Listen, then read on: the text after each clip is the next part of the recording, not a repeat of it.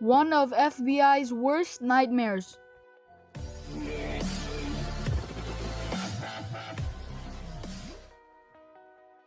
Hello everyone, welcome back to Ahmed Media. Please stay tuned and watch till the end, and don't forget to subscribe, like, share and comment for future topics.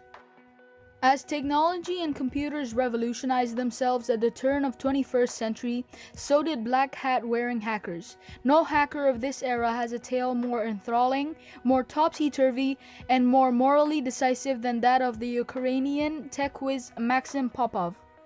After voluntarily turning himself over to the authorities and picturing a free life in America as a security expert, the FBI blindsided him. Then, following years of collaboration, jail time, and FBI success stories, Maxim threw a curveball of his own, taking an innocent agent down in the process.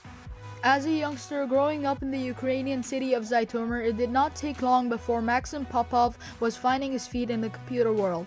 He had mastered the technical basics by using the school computers, while Americans were learning on the IBM XT.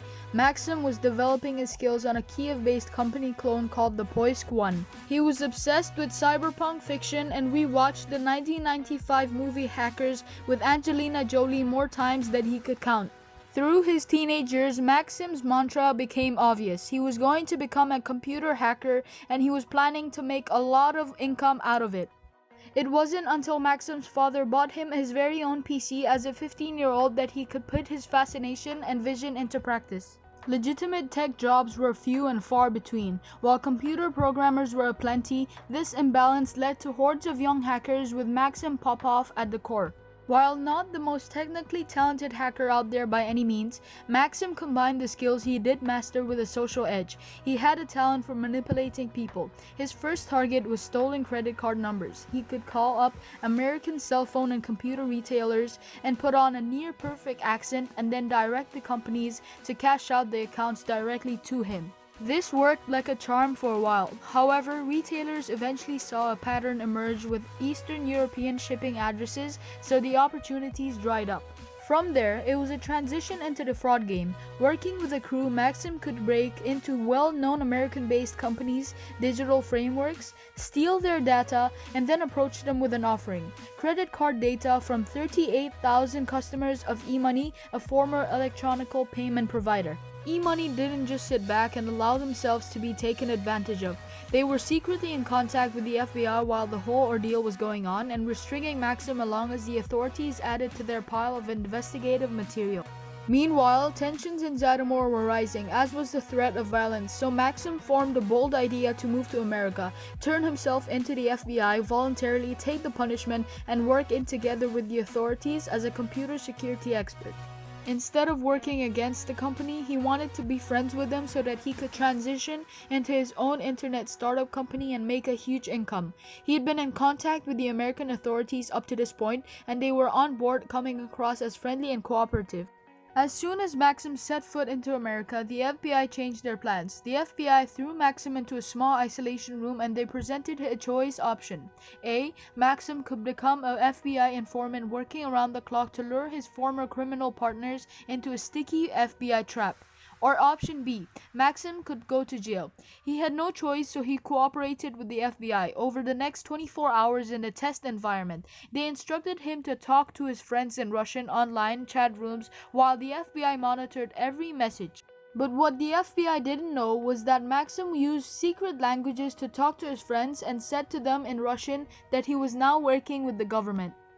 Maxim was taken out of his safe house and thrown into a small county jail to face charges for his past cybercrimes. While all of this was taking place, computer hacking in the wider world was only increasing. The volume of spam and phishing emails was increasing. 2001 served as a key turning point with the debut of a hacking website called Carterplanet.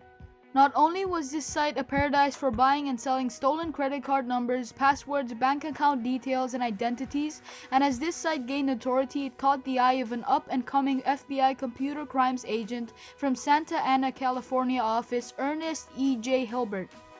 Agent Helbert knew that having an experienced hacker on his side would help immensely to catch many other criminals, but he has to do two things first. One, assure him that this time the FBI was not intending for Popov to rat on his friends, and two, he needed to boost Popov's ego by saying things like, "I truly respect your skill set," and sure enough, the Ukrainian helped.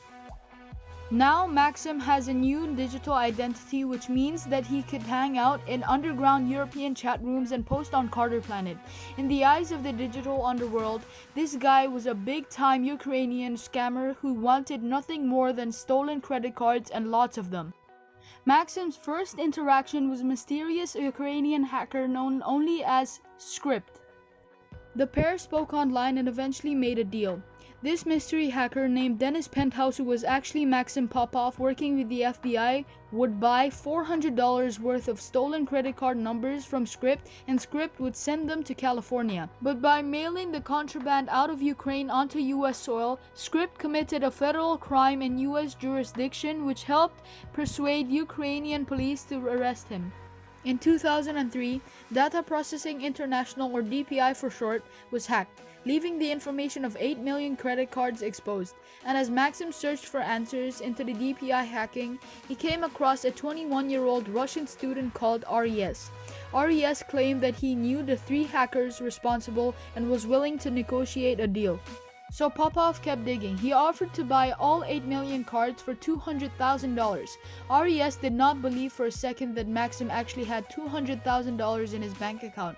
Fortunately, Agent Helbert came up with a solution. He, Maxim, and an entourage of FBI agents were shuttled to a nearby bank that had agreed to cooperate.